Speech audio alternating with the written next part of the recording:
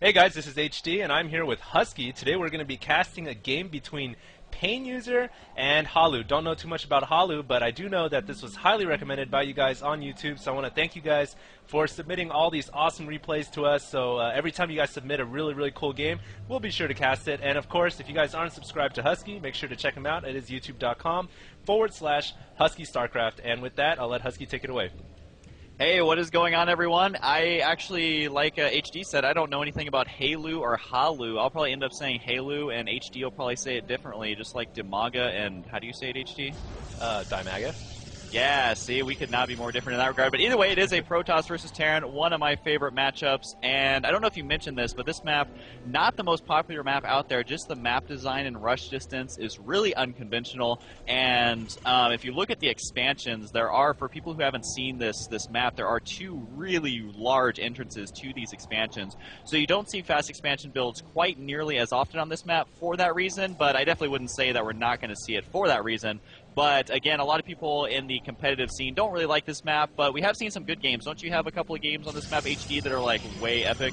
You know, it's funny, a lot of people don't like this map, myself included, but it seems like all the epic games always occur on this map, as well as all the interesting cheese and everything. Maybe it's just because you hate it so much, and it forces you to try out these different tactics and strategies. And like you said, the way that the map is designed just really encourages, you know, fast rushes, fast air rushes, bunker rushes, all sorts of random things. And I do have quite a few epic games casted on this map. But one thing you did mention, which is definitely true, is that Terran and Protoss have a really hard time fast expanding. Zerg can kind of get away with it, but definitely not Terran and Protoss. And so I think we'll be in store for a pretty epic battle today. Definitely going to have to stop you really quick there, because look at this Terran player. He actually already has his orbital command. It is done at 11, and he's getting a very fast tech lab. And just keep an eye at this ramp, guys. I'm kind of curious to see how the Terran player does wall in, especially with that super fast tech lab add-on.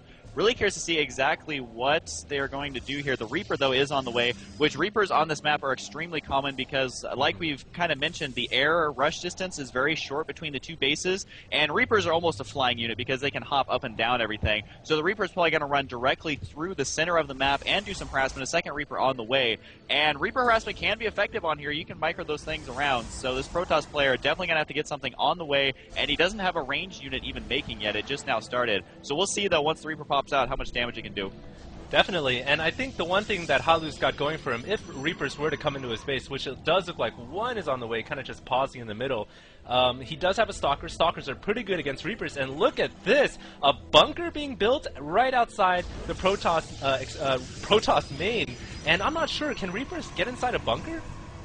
Oh, yes, they can. I have the most epic game of all time on my channel using Reapers in bunkers. Now, the problem here is, though, is that if you show the vision of the bunker, you can't really see up on that high ground. And so I'm kind of curious to see exactly what he's going to do. The Reaper is going to have to run down there into that bunker. And he actually almost lost. Oh, he did lose that Reaper there. So that Stalker blasting through that Reaper. So this plan may not work. And now, yeah, he's going to have to salvage that. So, yeah, the SCB is going to have to retreat as well. So that didn't work. I'm not quite sure what his plan was, because what I was trying to say is that he has to have vision of that cliff. And the only way to do that is to send an SCB or a Reaper up there. So maybe he's going to jump him back and forth. I don't know. That would have been awesome to see, but it was just not meant to be. Yeah, I think his strategy there was, because he's got a couple Reapers in the map right now, maybe leave one jumping back and forth on the high ground and then just fall into the bunker if necessary. I think it would have been a really cool strategy. Too bad we didn't get to see that, and it looks like the game is going to transition a little more naturally for the Protoss as he gets his robotics facility, and the Terran actually grabbing a pretty fast expo, so we'll see how that pays off for him. The Marauder upgrade is also on the way right now. For those of you who don't know, in the last patch, they actually made it so your Marauders don't slow by default. If you're a Terran user, you actually have to research it, and that is being researched on the way right now. I believe it takes 80 seconds. I think they just added it in the last patch. I don't know the exact number, but it does look like he is going to go a Marauder build, and then, of course, he wants to get that upgrade for those Marauders, because it just makes the Marauders just crazy good with that upgrade. And I don't know if you mentioned the expansion, but it is almost halfway done for the Terran player, so expanding pretty early, I would say, for this map. Yeah, both players here, especially the Terran, looking to grab that fast expansion, try to reap in some extra income. Meanwhile, we do have a factory going up for PainUser as well as another rack. So PainUser, I think, playing pretty standard here, and I'd expect Halu to eventually grab his own expansion. Look at this little cute Reaper trying to get in, get some scouting information. That's pretty much all the good they're going to be at this point in the game because, of course, the Protoss player has stalkers around his mineral line. He's probably not going to allow any harassment to occur. And I'd really like to see Halu grab another expansion pretty soon, unless he wants to fall behind.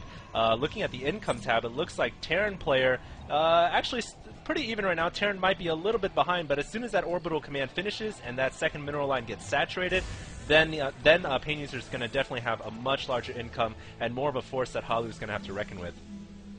The second expansion, just like you mentioned, the second orbital command is going to make his economy go crazy overpowered right now. So Halu is going to have to do something. He's either going to have to expand himself and try and play catch-up, which it looks like he's maybe trying to do that right now. The probe is out there, and there goes the Nexus right now. And it looks like he realizes, oh, I need to move out, try to put some pressure on this expansion, because the unit count for PainUser will be a little bit dwindling here since he did get the fast expansion, and the Observer knows exactly what's up. He's just kind of happily going through the base of the Terran player. So I think we're going to be seeing a big battle here. I don't know if this is enough, though, from Halu to make something happen here, especially with the bunker in a pretty good position.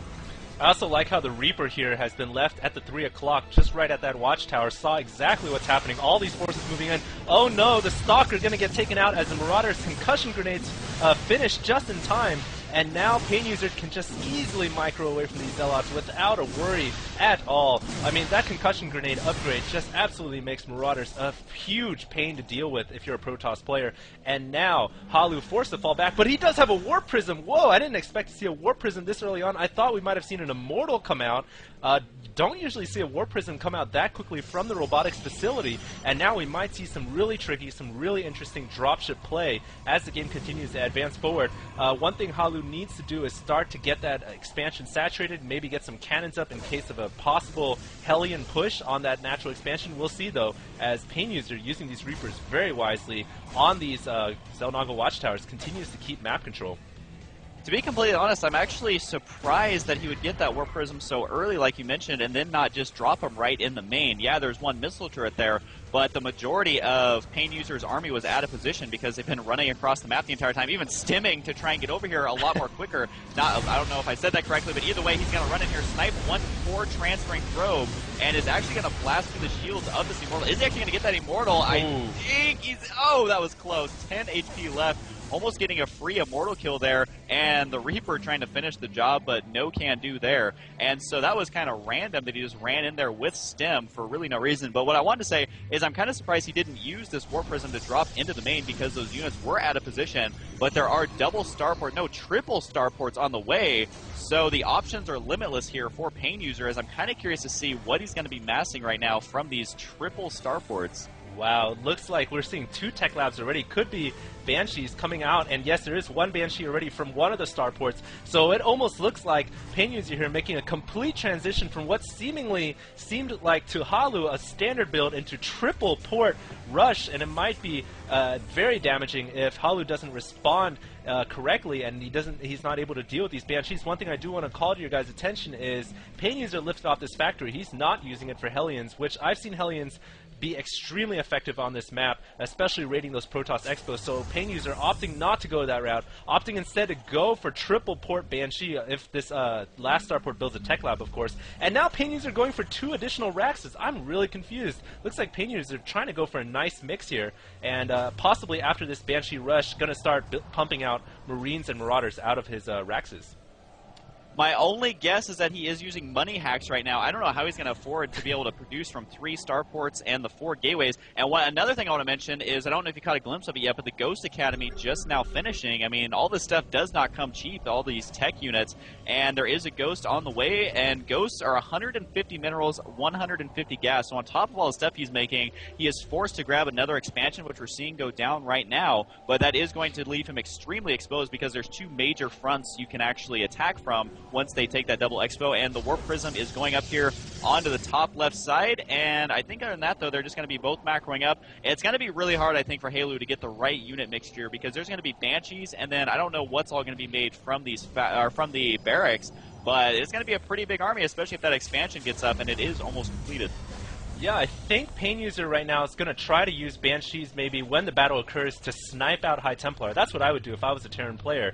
And if you snipe out those High Temps, then there's really not much in this Protoss army that can deal with those Banshees. We don't really see that many Stalkers. A couple Sentries maybe, but I think Banshees are pretty damn strong against Sentries in that regard. So these Banshees might be the one critical unit when the battle does occur. There's 5 Banshees out right now, as well as a Viking. Not sure what the Viking is for, as well as a Ghost. Let's see if EMP is ready for the Ghost. Of course, it's not a research anymore. Yeah, EMP is ready to go for the Ghost. So when the battle occurs, I think that PainUser is going to have a pretty good advantage.